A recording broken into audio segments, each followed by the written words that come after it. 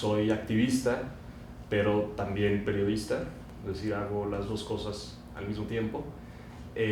Soy activista desde casi la universidad, ¿no? Que empecé a tratar de participar en la vida política. Primero intenté en un partido político que fue Alternativa.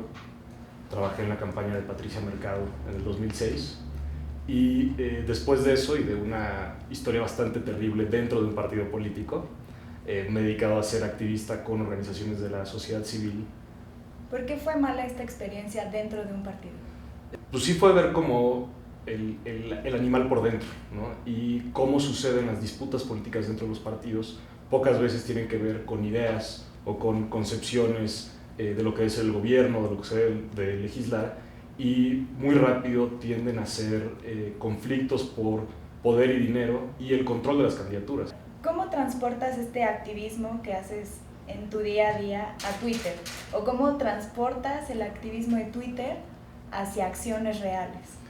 Y en Twitter lo que hago es las cosas que leo, muchísimo lo que leo, simplemente lo tuiteo, o tuiteo cifras que me parecen interesantes de documentos que estoy leyendo por otra razón.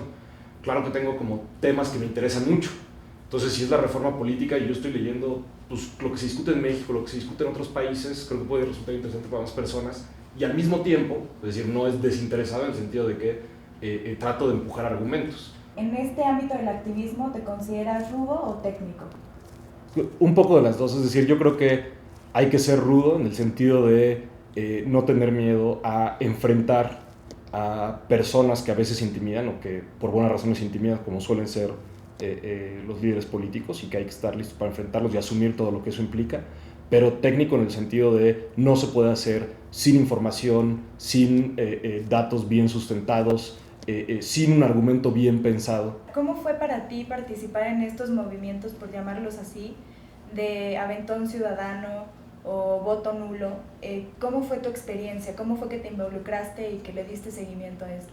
Mi experiencia fue como que conocer a otras personas que tenían intereses parecidos, que tenían formas de empujar esos intereses parecidas, y pues creo que el Aventón Ciudadano es un gran ejemplo, porque era ver que en todo el país había personas que les interesaba el tema de la reforma política, al grado de darnos aventón a muchísimos que íbamos cruzando el país para hablar del tema, platicar, difundirlo, etc. Y no solo como esta impresión que hay a veces de que los temas legislativos o electorales son aburridísimos y a nadie le interesan.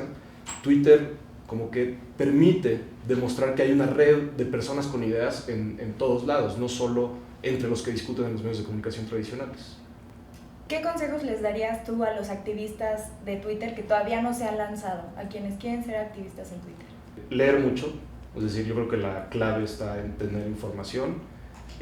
Dos, saber editar esa información en el sentido de tú mismo reconocer qué es lo más relevante para la agenda que te interesa. En 2009 vimos este fenómeno de voto nulo, en el cual cerca de 2 millones de personas anularon su voto, y mucho de este ruido se generó en redes sociales.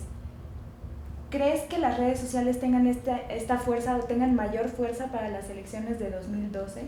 Van a ser elecciones mucho más interesantes, en parte gracias a Twitter y todo Internet, no solo Twitter, porque van a ser elecciones mucho más informadas. Es decir, va a ser mucho más difícil para los candidatos decir mentiras obvias, como ya sucedió en el caso del último informe del gobierno de Peña Nieto, pero también contradicciones que no están justificadas entre una posición del mismo candidato, etcétera. Yo creo que muy rápido va a salir el discurso donde dijo lo contrario, cuando votó en contra de lo que ahora promueve, etcétera. Y yo creo que eso va a servir muchísimo para el electorado y le va a dar mayor estridencia en el mejor sentido a la política, es decir, que sea estridente en cosas verificables sobre lo que han hecho y no han hecho quienes están compitiendo por los cargos públicos. ¿Tienes algún miedo?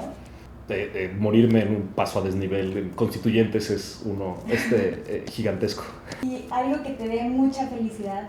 Me da mucha felicidad discutir. Yo la verdad es que debatir me causa euforia. Me causa muchísima felicidad, incluso perder las discusiones. Es decir, pero saber que diste los mejores argumentos que pudiste dar y que te dieron los mejores argumentos que tuvieron un buen debate me parece la cosa más interesante que hay.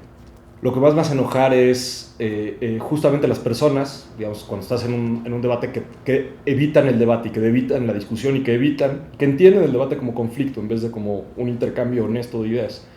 Si en este momento entrara el niño que alguna vez fuiste, ¿qué diría de ti? Tal vez que a veces soy demasiado serio, Es decir, quiero pensar que cuando era niño era menos serio, pero en términos generales sigo haciendo muchas cosas que cuando era niño disfrutaba. ¿Tienes algún gusto culposo?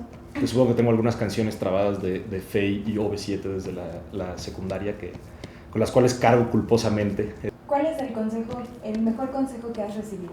Probablemente es de Patricia Mercado, digamos en términos públicos, y es que hay que levantarse más temprano, estar dispuesto a discutir más tiempo, estar dispuesto a irse más tarde cuando se trata de una discusión política.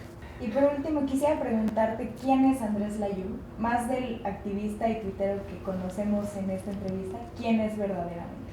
No sé cómo suene, pero tal vez no hay mucho más que eso. Es decir, es a lo que le dedico buena parte de mi tiempo y me apasiona tanto que se transporta a mi vida privada de distintas maneras.